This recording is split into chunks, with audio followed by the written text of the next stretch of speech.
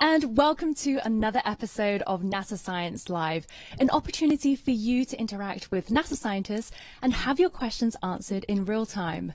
I'm your host, Joy Ng, and tonight we are live at NASA's Goddard Space Flight Center as the total lunar eclipse is nearing totality. So it's a little bit overcast here right now, but luckily we're going to be taking you to different locations with clear skies throughout the show. So if you have any questions at all about the total lunar eclipse or why NASA is heading back to the moon, send your questions in using the hashtag AskNASA or wherever you're watching this show today. And as you can see, we will have a constant live feed of the lunar eclipse. So thank you so much to our friends at Time and Date for providing that feed. So as you can see, there's a lot of excitement in the air, and we have a lot in store for you as we track the lunar eclipse from North and South America and parts of Europe as well. We have NASA scientists answering your questions, and we also have feeds of telescopes dotted all around the world that are fixated on tonight's celestial event. And there's a chance that you too can see the lunar eclipse as well. So if you do, snap a photo and share it with us on social media or wherever you're watching tonight's episode. There's a lot to talk about, and we have a lot of questions coming in online. But first, let's go over to my co-host, James Traley, who can tell us where we are in the eclipse right now and what's in store for us in tonight's total lunar eclipse. Hey, James, how's it going over there? Good. There are some extreme microclimates out there, but unfortunately just a couple feet away from you on the other side of the building. It's also overcast and rainy. So not holding out, for a good view from here at least, but we're tracking it all across the world. The view behind me right here is from Cartersville, Georgia, where there's a little bit of cloud cover, but we've got a really nice view coming into focus. Tracking this from around the world as well. We got some feeds from Morocco, all over Spain, and it's just going to be a phenomenal show to view from there. So is this your first ever eclipse? Well, the last lunar eclipse I saw was in 2019 in Mexico City, actually, and it was an amazing experience. What about yourself? It's been, I think, at least a decade for me. It's been a really long time, and I guess I'm going to have to keep waiting as well, but live vicariously through the amazing feeds that we've got out here as well. So how many feeds do we have tonight? Yeah, quite a few. I think I'm tracking at least 8 here so far. There's some that are kind of cycling through for me as well, too, from parts of the west coast of the United States. Out in LA, we got a really cool view from Ontario, Canada as well. A lot of places are fighting with a little bit of cloud cover, so we'll kind of see how that develops over the night as well. One of the views I'm tracking as well is from Rome, Italy, where as the night goes on, the moon is going to get lower and lower in the horizon. We might even get a view of the Colosseum as well, which would be fantastic as well. But at least for right now, let's learn a little bit more about the science behind a lunar eclipse. If you looked at the moon over the course of a few weeks, you'd probably notice that it looks slightly different every day. The change in its shadow is based on where the moon is in its orbit. We call this cycle the phases of the moon, and it occurs roughly once a month. At least twice a year, however, something quite different happens. The moon passes through the shadow cast by the Earth, causing it to look extremely unusual for a short period of time. From the Earth, the moon will appear to darken and turn a deep red before eventually returning to normal. This is called a lunar eclipse. If we were to look at what happens from space during an eclipse, it would go something like this. First, the moon passes through what's called the penumbra, where the sun's light is only partially obscured. This results in only a slight darkening of the moon. As the moon continues along its path, however, it enters what's called the umbra, where all direct light from the sun is blocked. But if the sun is blocked, why does the moon turn red? When light from the sun goes by the side of the Earth, it passes through a long and thick layer of Earth's atmosphere. Shorter wavelengths of sunlight, like blue, are scattered by the atmosphere, so by the time the light has finished its trip to the moon, more of the longer wavelengths, like red, are left over. On the Earth, the same thing happens at sunset as the ground you stand on gradually passes into night. As the eclipse ends, the moon leaves the umbra, returns to its normal color, and then leaves the penumbra, brightening and resuming its original cycle. Overall, the whole process lasts only from a few minutes to a few hours, so you'll have to be quick if you want to see it. But, as long as you're willing to stay awake, you'll catch the moon as you won't see it too often. So right now I'm joined by science visualizer and our telescope guru for tonight's events, Ernie Wright. Hi, James. Ernie, thanks so much for joining us. It's a pleasure to be here. It's a little bit of a cloudy night, but we're still, tracking this from across the world here. Right now, we can actually see a shadow starting to creep a little bit across the moon. Can you tell us where we are right now in the process? Right. I mean, we're a little bit more than 50% covered in the partial phase, and this is where the umbra is starting to track across the moon. In this view, it's a little bit dark, a little bit farther out because of the exposure that they're using, but over the next half hour or so, we should expect this darkness to completely spread across the moon. And then when they change the exposure, because the moon's so dim during totality, hopefully we'll see some red color there too. Very excited about that. And if you're keeping score from home and you want to sync up your events so you're outside at the right moment, there's a good chance that you can capture this from your own backyard. So we want you out there sharing your pics with us as well. We've got the schedule up here. Could you just kind of walk us through some of the highlights? Right. So before we came on even, the partial began, and that's the point where the umbra is starting to cover the moon. About halfway through our program at 11:29, totality will begin, and that's when the moon, all the brightness will stop dazzling your eyes, and you can see sort of that dark red color at 11:29. Maximum eclipse, this is when the moon is in the middle of the shadow, in the deepest part of the shadow. That occurs about 10 minutes after we're done here at 12:11 Eastern. And the eclipse continues for another 45 minutes or so. Yeah, so it's a longer one, 85 minutes or so. This is not usually the case. Usually they're pretty short. So you got some time to grab a coffee, get your camera set up. You know, why is this one different, I guess, from the rest in terms of length? It has a lot to do with whether or not it's going through the middle of the shadow or kind of skimming along the edge.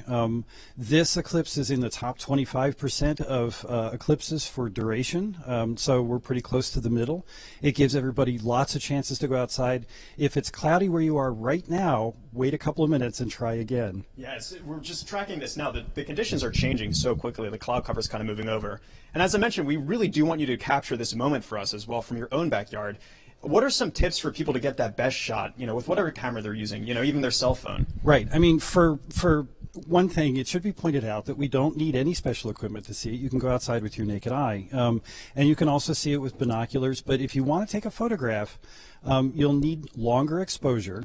And you'll want to probably set your camera not to night mode, because if you set it to night mode, it will try to brighten everything, and you're only trying to take a picture of the moon.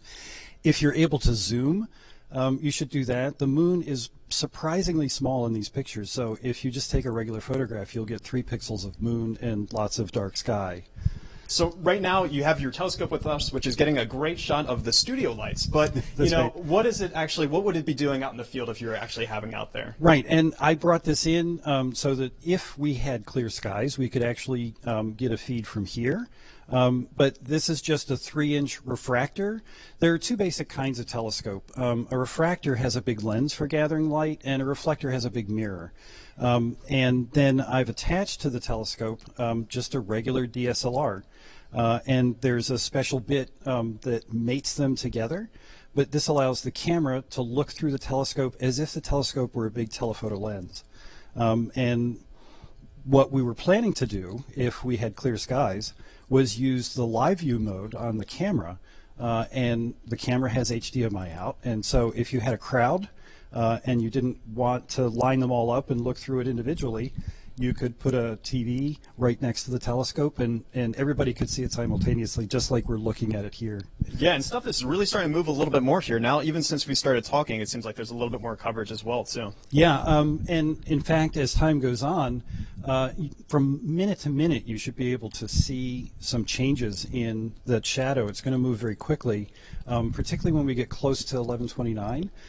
You know, the last little bit of bright moon will be there, and as you're watching it, you can see it being covered up, which is pretty cool. When can we expect some of the kind of reddish color to start creeping in here as well? Almost before totality starts. What you really need to do is kind of get rid of all that very bright moon, because that's sort of dazzling your eye.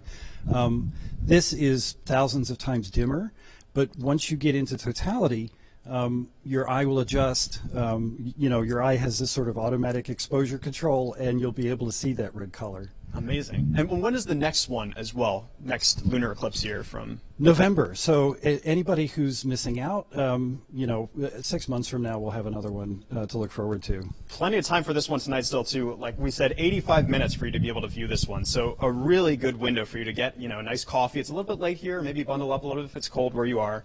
But in the meantime, I understand that Joy has some members of the Artemis program with her to talk a bit more about our next mission to the moon. Hi, yes. So Earth's moon is the only place beyond Earth that humans have set foot on. And with NASA's Artemis program, we're planning to take the first woman and first person of color back to the lunar surface. So to tell us more about that, I'm joined by two NASA experts, Dr. Ryan Watkins, who is a program scientist at NASA headquarters, and Dr. Vishnu Vishwanathan, who is a research scientist at NASA Goddard. Thank you both so much for joining us today. Thanks for having us. Yeah, thanks. So can you tell us a little bit about your roles and what you do at NASA? Yeah, I'll just start off by saying it's a very exciting time to be a lunar scientist at NASA. So at headquarters, in my office, we manage the Lunar Discovery and Exploration Program.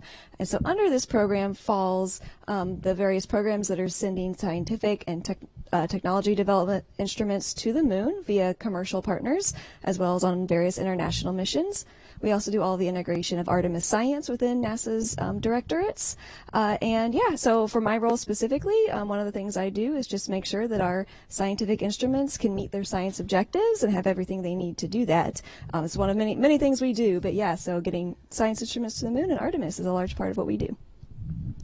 Hey, I'm a research scientist here at NASA Goddard, and I primarily use like the data sets that are obtained from scientific instruments that we have sent to space, primarily to understand the interior structure of planetary bodies, especially the moon and other planetary bodies as well, to put together a puzzle regarding regarding the evolution and formation of the solar system in general. I ask several questions like how is the moon, was the moon always how it is as we see it in the sky today, or was it oriented in a different manner compared to several billion years ago, or does it have a solid inner core within it like we know for the Earth? And so I'm facilitated by several data sets that we've collected, such as the lunar laser ranging data, where we fire lasers to these mirrors that were left over on the the lunar surface, the lunar near side, by our astronauts and some of the rovers, and as well as the gravity field of the moon that was mapped in high resolution by the NASA Grail mission, as well as lunar topography data, for example, that's obtained from the laser altimeter on the LRO spacecraft, which is now in orbit for 13 years now. So yeah, this is just a great time, as she said, to be a lunar scientist, and I'm really excited to be here. So can we talk a bit about what NASA's plans are for going back to the moon? So we're taking science instruments, a rover, and then humans? Yeah, so we're actually doing a lot to get ready to go back to the moon right now. Like you said, one of the first things we're doing, besides LRO, is sending scientific instruments as well as technology demonstrations to the moon via the Commercial Lunar Payload Services Program, or CLPS for short. And so this is NASA's way of rapidly acquiring commercial delivery services to the lunar surface. So we have about 7 of these on deck right now, with over 40 instruments that it will be flying to the moon. And as part of this is the rover you mentioned, Viper. So Viper will be roving around looking for volatiles, specifically things such as water ice, in permanently shadowed regions on the moon. So these are areas that either neither or never get sunlight or rarely get any sunlight. So good places for water ice to be contained. So it will be prospecting for these areas. How much is there? What type of deposits do we see? And then how could we possibly use that for future human missions to the moon? Yes, and then culminating with Artemis, sending our first woman and first person of color back to the surface of the moon. And this is a question for you, Vishnu. So you study the moon from Earth. Is studying the moon from Earth during the lunar eclipse particularly exciting for your type of research? Oh yes, absolutely. So for example, right now, during the full moon phase, right, the surface of the moon is really hot. It gets heated up, something like 250 degrees Fahrenheit, or comparatively or 120 degrees Celsius. So these mirrors that I was talking about on the moon, these are not optimal temperatures for the moon to operate in.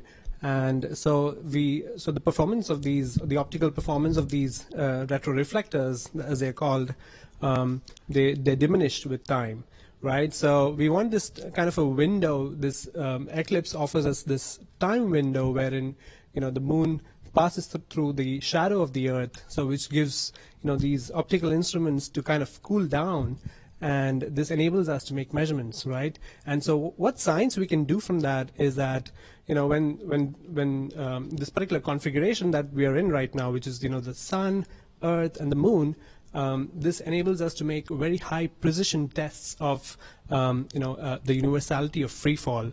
During the Apollo 15, I believe, the commander David Scott, he dropped a feather and a hammer at the same time to demonstrate that, to show that all objects fall in the external gravitational field at the same time.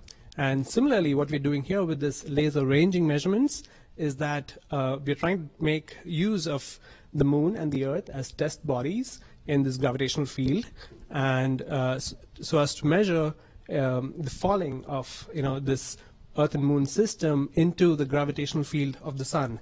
So by measuring and comparing what we predict with theory versus what we observe with these laser ranging observations, we are able to put a number to those limits on how accurately was the theory of universality of free fall, based on which Einstein formulated his theory of general relativity. So this is really a fascinating time, and I just spoke with one of the observers in Grasse Station in France, and if the weather is clear there, they might be collecting some amazing data for us to analyze. Yeah, and I think Vishnu will, if you don't already know, will be very excited to know that we're sending more of these retroreflectors via the Eclipse. So you're going to have lots more science coming up. I'm truly excited about that opportunity. Great. That's fantastic. So the last time we sent a crewed mission to the moon was about 50 years ago. So why is it important that we send humans back to the moon? Yeah, there's a lot of really important reasons to send humans back. So the last time we were there was with Apollo, and most of the all of the Apollo missions were kind of in the equatorial region of the moon. So with Artemis, we'll be going down to the south polar region. And much like on Earth, if you travel to another country, often, the rocks there are completely different. There's just a whole new area. So also on the moon, you go down to the South Pole, there's going to be rocks of different compositions. It's going to be possibly colder in some areas. There's just a lot of different types of science questions that we will answer there. Also, we'll just be developing the technologies and demonstrating the things we need to live for longer periods of time on another planetary body, and really helping prepare ourselves to go to Mars. So talking about long-term space travel, we had some really exciting news the other day. Scientists had successfully grown plants from regolith, which is lunar soil.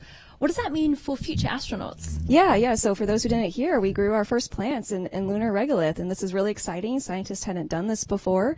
Lunar regolith doesn't have nutrients and water like we have here on Earth to readily grow plants. So there's still some work we have to do to understand why the plants grew differently than they did in typical Earth-like conditions. But yeah, it's really exciting. It could open up a lot of possibilities for us to potentially grow our own plants when we get back to the moon.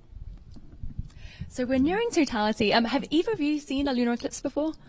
Not that I can remember, no. I have not either. So it's we're all really excited in the studio today. So let's dig into some questions we're getting online on social media. So let's see what questions we have. We have a question from Midsummer on Twitter, and they ask, is there a delay in real time for data from the moon, like how there is an 8-minute delay from the sun? Yes, and so this is precisely the time that we measure with the laser data, right? So it takes 2.5-ish seconds for a light beam to go from Earth, bounce back these mirrors, and come back to those telescopes. So which means that one way would be like half of that value, 1.25 seconds. That's wow, pretty fast compared to the 8-minute. Yeah, much faster. And so we have a next question from Trevor on Twitter, and they ask, why does the moon turn red during an eclipse? Yeah, so the moon, we call this a blood moon when it turns red during an eclipse, and this is because as the Earth is blocking the sun's light, the sun's sunlight is still passing through Earth's atmosphere. And when this happens, your kind of bluer wavelengths of light get scattered by Earth's atmosphere, but the red wavelengths of light still pass through, and that's the wavelength of light you're seeing reflected off the surface of the moon. It's much like reflecting back Earth's sunrises and sunsets in a sense. Okay, so our next question is from Musical Wolves on YouTube, and they ask, what does a total lunar eclipse look like from the International Space Station? Well, I think they will definitely enjoy a more clearer view because there's no atmosphere up there, right, from the International Space Station. So I think it's going to look like how we see it on Earth, but just beautiful, much more prettier because it's without all the atmosphere in between or the clouds like we have today here. And Sydney asks, why are we going back to the moon? That's a great question. Some of the reasons I mentioned before, the different variety of science questions that we can answer. The moon isn't really a been there, done that place. The South Polar region is a whole new area we haven't explored yet. There are resources there that weren't really available to us for the Apollo missions, again, because of the presence of water ice in the South Polar area. So we can really demonstrate how we can pull out these resources and use them for water or even for making rocket fuel that can then send us on to Mars. But yeah, so a lot of it is the science and then also just developing these technologies and getting that experience we need in order to go on to places like Mars and beyond. Okay, so our next question is from Denise Wright, an Earth and Space Science teacher from Myrtle Beach in South Carolina, and they ask, how much does the surface temperature of the moon drop on that side that we are seeing during this eclipse? Oh, okay. I think it's about a few tens of Kelvin. At least you'll get that duration over which, I know the entire, it takes about, during a full moon phase, it goes up to like 250 degree Fahrenheit, or which is, it's like 120 Celsius.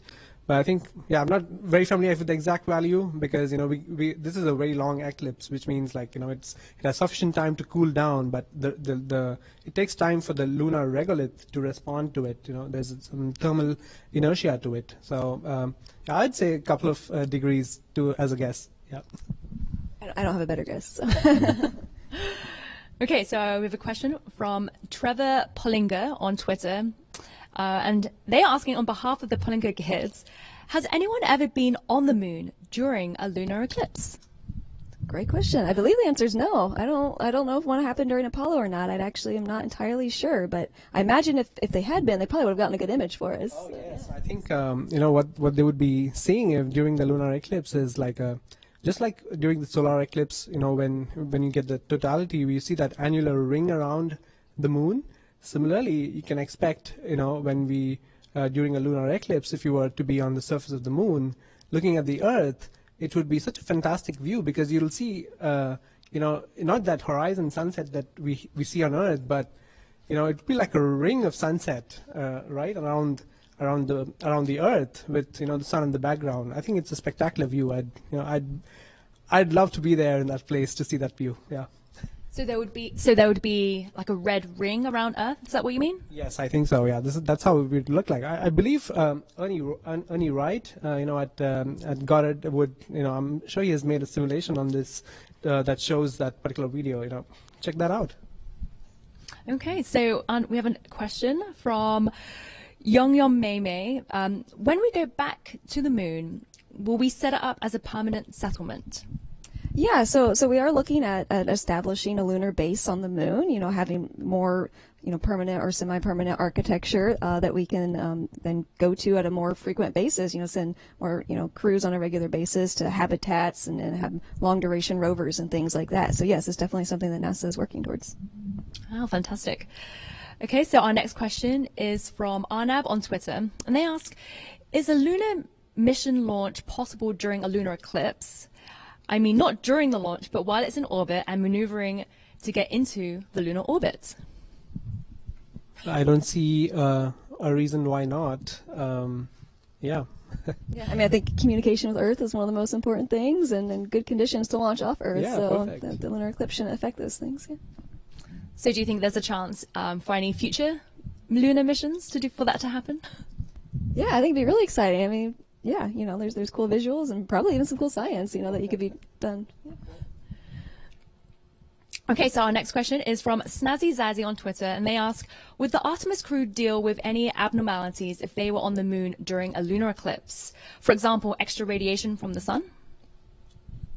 I think one of the difficulties that they would potentially face is, the lack of light, right? Because, you have a good amount of sunlight coming in, if they were to be in the near side, and suddenly it would be like a diminished light or a much dimmer light than they are enjoying to.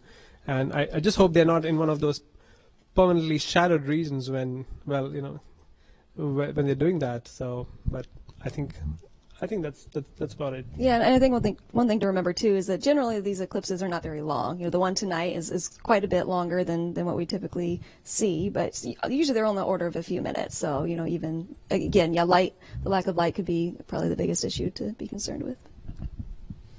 Okay, so we're going to be taking more of your questions later on in the show, but we are nearing totality now, which is really, really exciting. So let's head back to James to see where we are, what we're seeing on the feeds, and what other people around the world are seeing. Yeah, Joy, this is the big moment. If you're keeping score at home, we're just about 4 minutes away from the main event, Totality. And if I swipe back to the screen here, we've been tracking this view for the past couple minutes here in Ouarzazate, Morocco. They have a beautiful clear night there in the desert right now. You can see just the last little sliver of brightness here before the moon is eclipsed here for us. And we're starting to get some really interesting reddish color creeping across. And just before we went on, you were telling me something interesting about the times that we were displaying there. There's, they're not down to the exact second. We have them at like 11:29. Why is that not precise for us? Right. You would think that we know the geometry of the shadow and we can just figure that out. But it turns out that the width of the shadow at the moon is affected by the atmosphere. And of course, the atmosphere on Earth is constantly changing. It enlarges the shadow by about 1 to 2%, but for each eclipse, it's a little bit different. So when we do the calculations, we use an average value, but we don't know precisely what that number is going to be until it actually happens. And this is actually something that citizen scientists can help with. While the shadow is moving across, you can time when that edge hits each crater, and you can do that at the end of totality as well. And this sort of pins down the size of that shadow. So, I mean, I think it's probably surprising to people that we're not certain to the millisecond when these things are going to happen. But, science is a little bit messy sometimes, and we don't even fully understand all of the effects that are changing the size of that shadow. So it's an ongoing question. Yeah, and we've been watching them kind of adjusting the exposure a bit of the camera here to get this really dark area of the moon. And a couple of our other feeds as well have been kind of doing the same pattern as well here too. Can you tell us a little bit about this red color we're seeing start to come up here? If I'm understanding correctly, it's a projection of all the sunrises and sunsets? It absolutely is. Yeah. Imagine how beautiful that would be to be on the moon and see it. Yeah, this is a color that's coming from all the sunrises and sunsets. It's the light filtered through the atmosphere. All the blue light is scattered away. The red light is sort of refracted into that total shadow. And so that's why it's appearing red. It's very possible that the color of this eclipse is somewhat darker than usual because of an eruption in Tonga in December and January. The number of aerosols, particles in the atmosphere, can affect the darkness. And so there's a scale that we rate the darkness. The scale goes from 0 to 4. The scale was invented by an astronomer named Danjon. Right. And so that's another thing that people can do. They can go outside and sort of judge the darkness of this compared to other eclipses. And this one's looking a little dark. Yeah. If you're a bit luckier than us at home and you don't have cloud cover, what kind of things can you see with the naked eye just looking up at the moon at this point? Right. I think even with the naked eye, you can distinguish the dark parts of the moon from the brighter parts. The dark parts are called mare, and these are places where lava has infilled large depressions. So this is Tranquility, where Apollo 11 landed, and Serenity is next to it. And Imbrium is up here. These are basalts. These are like volcanic rocks, and they're very dark. You think of black beaches in Hawaii. Yeah. So you have a geology background, you know about this. And then the lighter parts are called highlands, and these are older. They're more heavily cratered, but they're not filled with lava. And so that's something you can notice right away just with the naked eye. And looking at my watch right now, it is 11:29 here on the East Coast. This is the moment we've all been waiting for, totality here. There's just that last little bit of sliver of light here, so we're just going to sit back and watch this moment happen. Yeah. Wish we could be doing this from outside here in the Rocket Garden I at know. Goddard. Would be really nice, but this is still an incredible view here from Ouarzazate. Well, and one of the things that you'll notice, I mean, this bright part is just because of the difference in exposure. So this part of the moon right here is closer to the center of the shadow, and that's where it's darker. So throughout totality, you're going to see this sort of gradient from one side to the other. And so if you're at home, this is the moment to run outside. Keep us in your back pocket, listening on your headphones as you run out there to take some pictures for some play-by-play. But what are some tips for this moment? You kind of went over some earlier here, but this is the moment to take a picture and share it with us wherever you're watching this. Right. Well, and the lovely thing about a total lunar eclipse is that it lasts for a little while. So this is an opportunity just to get outside. It's an outdoor activity. You bring a lawn chair and you kind of sit back and you think about the fact that we're in the Earth's shadow every night. But this night, you are sharing that shadow with a body that's 250,000 miles away. It's the same shadow, which is kind of cool. And I can't help but think about what that view would look like on the moon. Imagine if you're an astronaut up there observing that.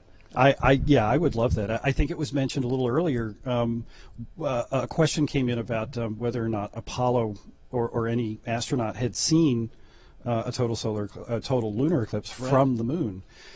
Almost.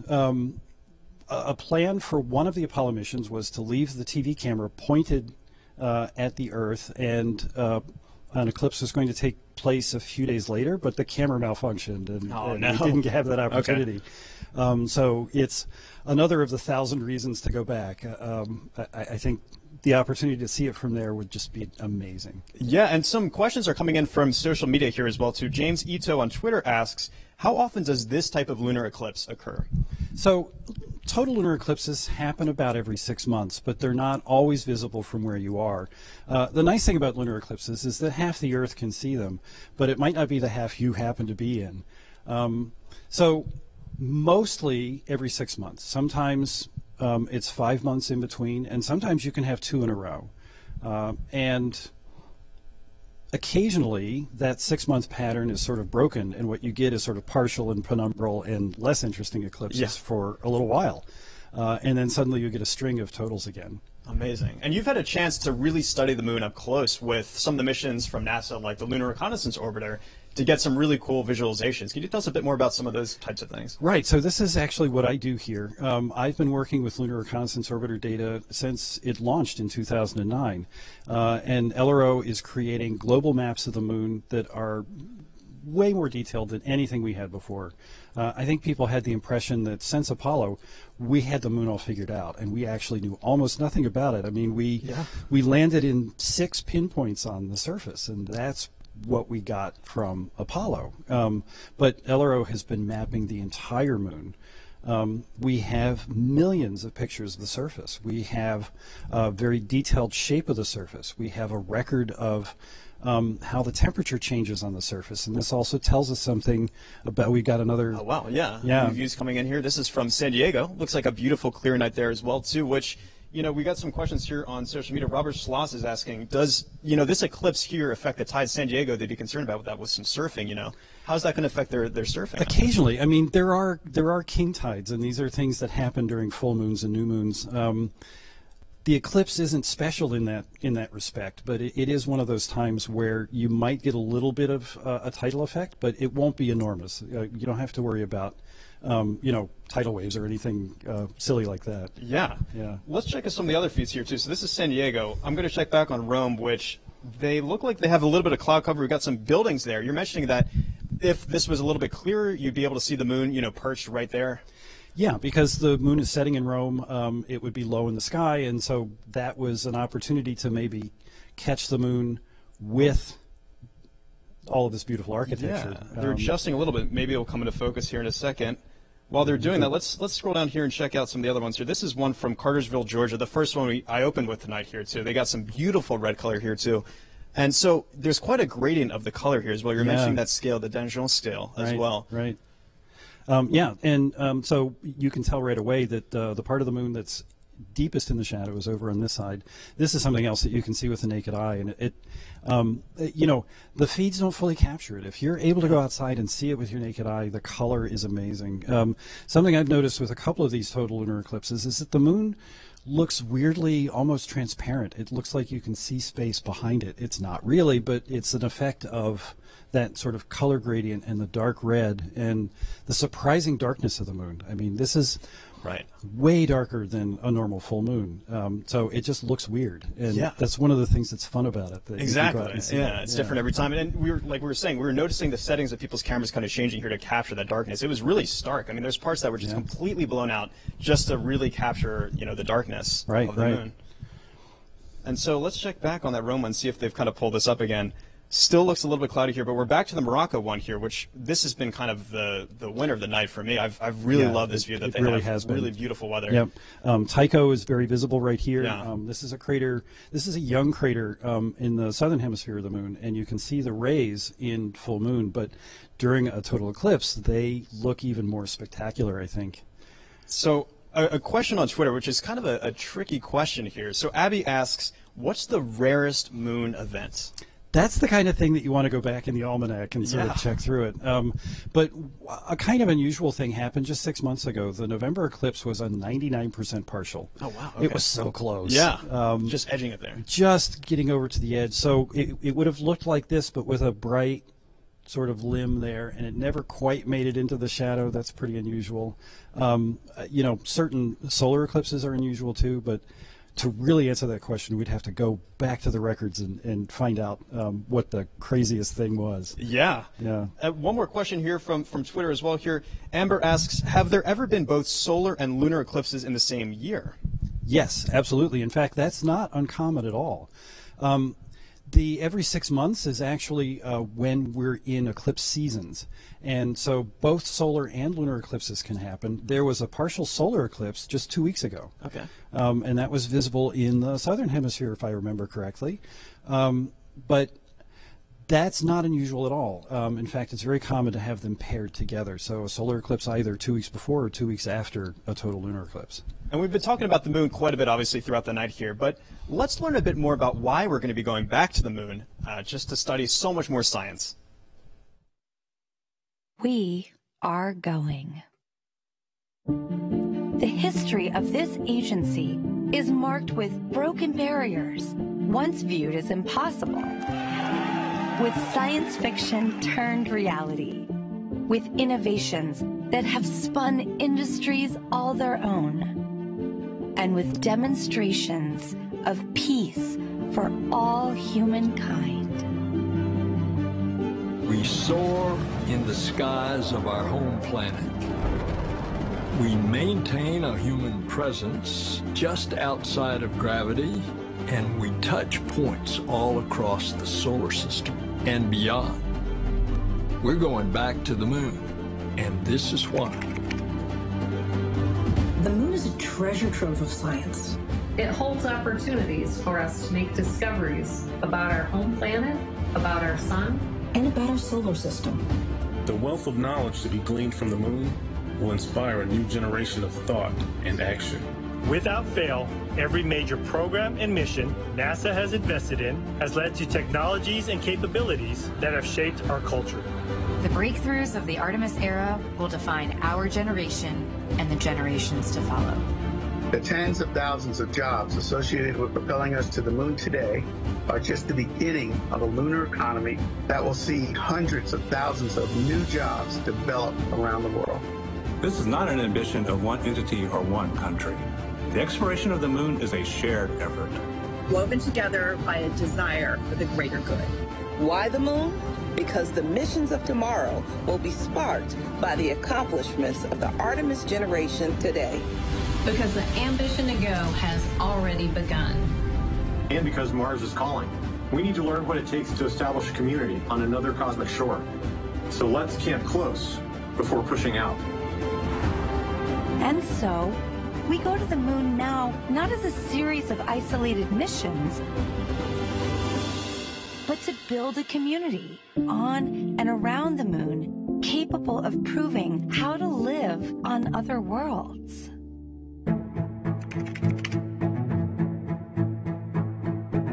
We'll use the lessons from more than 50 years of peaceful exploration to send a new generation to the lunar surface to stay. We will anchor our efforts on the lunar South Pole to establish the Artemis Base Camp, positioning us for long-term science and exploration of the lunar surface. We will prove what it takes to assemble a complex ship in deep space. We will perfect descending down to, and returning from a distant surface. We will learn how humans can survive and thrive in a partial gravity environment. With improved spacesuit designs, mobile habitats, and with reconnaissance robots pre-positioning and relocating supplies. We will learn how to utilize the resources we find on these other worlds, starting with finding water ice and purifying it to drinkable water. And refining that into hydrogen for fuel and oxygen to breathe. We will establish fission power plants on the surface of the moon, capable of supporting a growing community of efforts. And we will expand the logistics supply chain to enable commercial and international partners to resupply and refuel deep space outposts. None of this is simple or easy, but nothing in our history ever has been. The Eagle has landed. You got a bunch of guys about to turn blue. We're breathing again. Thanks a lot. This kind of continuous lunar presence is a natural extension of all that we've learned in low Earth orbit. And what we will accomplish there will ensure the monumental missions to Mars are within reach. As we ready the launch of the first Artemis mission, and as commercial companies ready their lunar landers for the first private payload deliveries, we have already begun to take the next step.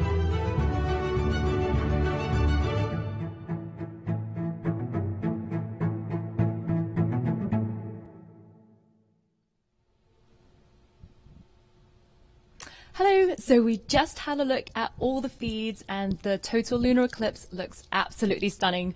What did you guys think? It was amazing. I think when I first saw Morocco, the feeds coming in from Morocco, I was like, okay, this is the winner for today.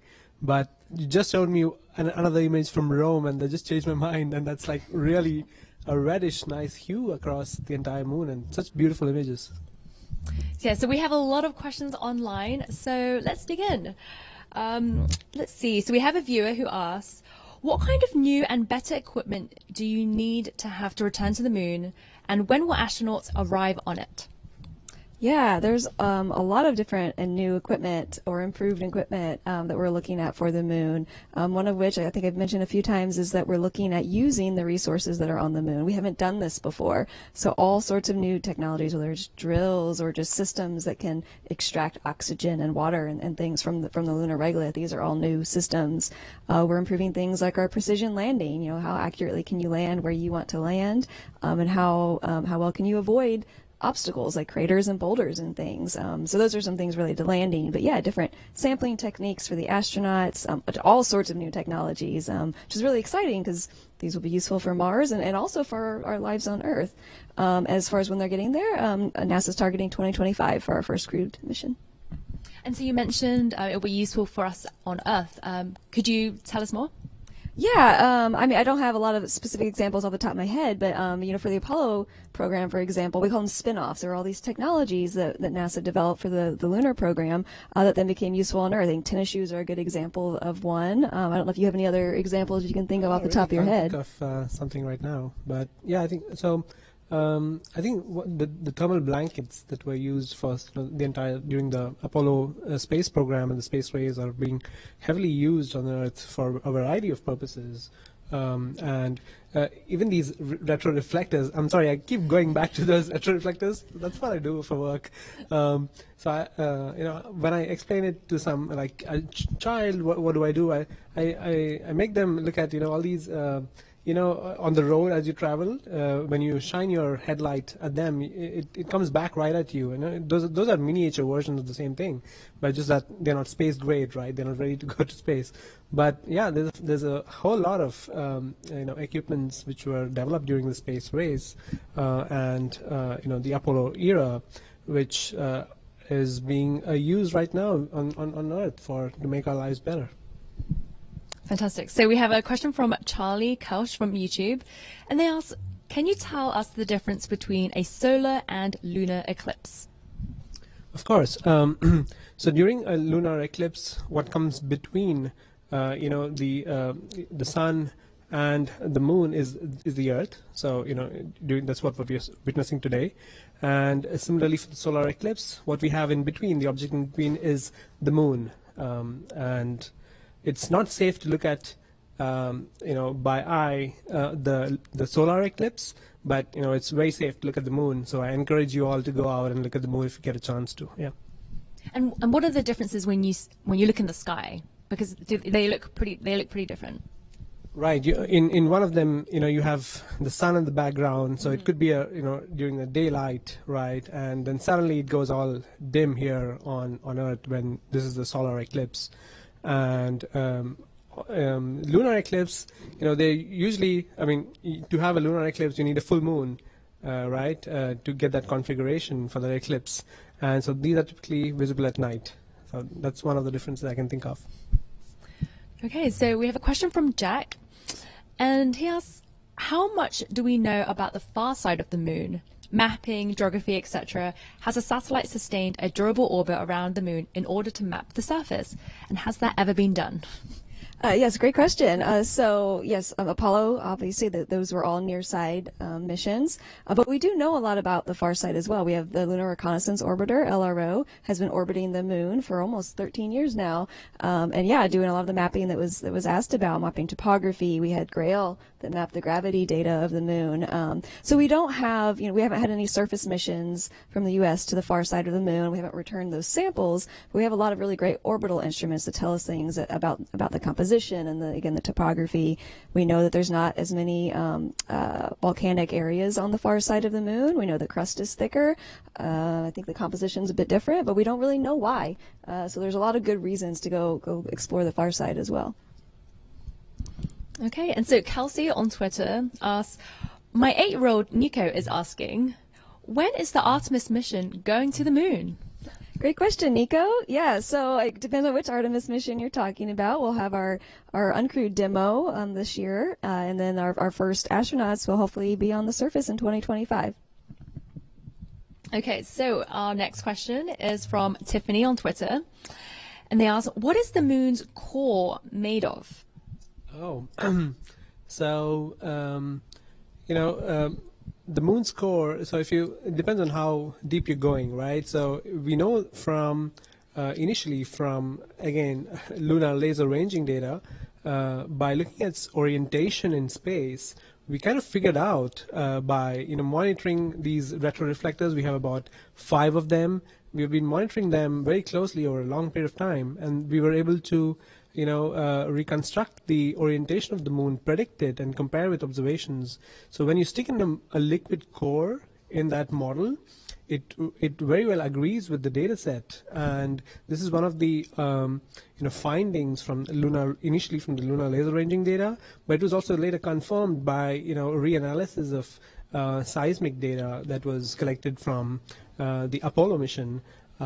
So indeed, it's made out of a liquid core, but there is an expectation that there could potentially be also a solid inner core within that liquid core, just like for the Earth. And this is currently, in research, and we still don't have a very strong evidence suggesting that the moon has a solid core, but some of the samples that were returned from the moon during the Apollo missions, they had remnant magnetism in them, and those are signs that at some point in time the moon had an active magnetic field, and so that potentially magnetized these rocks that were returned. But currently we know that there's no magnetization, there's no active magnetic field, so it's which suggests that there's potentially maybe a very small solid inner core, which is so it's definitely an active topic of research, and we are seeking answers to this via several of those missions that Ryan was talking about. So yeah, we know for sure there's a liquid core, but a solid core, my bet is indeed there is, but we want evidence for it. We are scientists, so we want evidence. That's fascinating. So we have a lot more questions to get to later on in the show, but let's go back to James and Ernie right now to see what the lunar eclipse in totality looks like around the world. Yeah, thanks so much, Joy. We were just looking at a feed from Nebraska a second ago. It just switched off, but they had the most red-looking moon. It was incredible. It was beautiful, wasn't it? Yeah, we were tracking this earlier. The weather looked really nice from Nebraska, so they must have had a beautiful, clear night there. Yeah, in fact, I was saying earlier tonight that that's the clear part of the country. That's the part that's not affected by clouds, and it turned out somebody was there watching. That's great. Amazing. Yeah, and so a couple questions have come in on Twitter as well here, too, and I think you can really speak to these very well. Karthik asks, why do lunar eclipses happen rarely and not every 28 days? Right. That's a great question, and it's because the moon's orbit is slightly tilted. So 5 out of the 6 months, the moon is going to pass either underneath the shadow or above it. It's only when you get that tilt oriented just right so that the moon is going right along that line that connects the Earth and the Sun that you get lunar eclipses and solar eclipses as well. Those are related. So a lunar eclipse is always the full moon, a solar eclipse is always the new moon, so they're at opposite ends of the orbit. But that's what eclipse season really means. It's when that tilt is oriented in such a way that it's sort of crossing through the center line. Got it. Amazing. And, you know, if you're just tuning in, too, this is really going on quite a bit longer after our broadcast here as well, too. So, you know, stick around, put on another pot of coffee if it's getting late for you wherever you are in the world, and just take your time to observe and really enjoy this view here, too. Another question from Twitter from Lucas. He asks, how do you calculate the next lunar eclipse, or any eclipse for that matter? So that's something that we've actually gotten very good at. The calculation of the position of the moon, the Earth, and the Sun. And these are the critical elements that you need in order to understand when an eclipse is going to happen. We can predict those 100 or more years into the future. And what you need to do is just roll that clock forward while you're doing the calculation and find out where everything lines up again. And that's basically how you do it. A little bit dark here. This is, I think, is San Diego. Oh, there's the feed. This is the one that we were seeing. Let's pull this one up big here. This is an absolutely stunning view out in the plains of Nebraska. Gorgeous, gorgeous shot here of the moon. Really love this one as well. And so, unfortunately, here it stayed cloudy for us, a lot of thunderstorms, but I was actually able to visit the moon from our own Goddard Visitor Center. It was a lot of fun. You know, we got a nice close-up view of it here. Hoping for a bit better weather, you know, for the next lunar eclipse down the line here as well. So we'll see how that goes as well. Joy, how was your trip up to space today? Yes, I highly recommend going to NASA's Visitor Center in Greenbelt, Maryland to go to the moon yourself as well. So we have a lot more questions from social media, so let's get chatting. We have a question from TJ on Twitter, and they ask, why do we have to wear special glasses during a solar eclipse, but not during a lunar eclipse?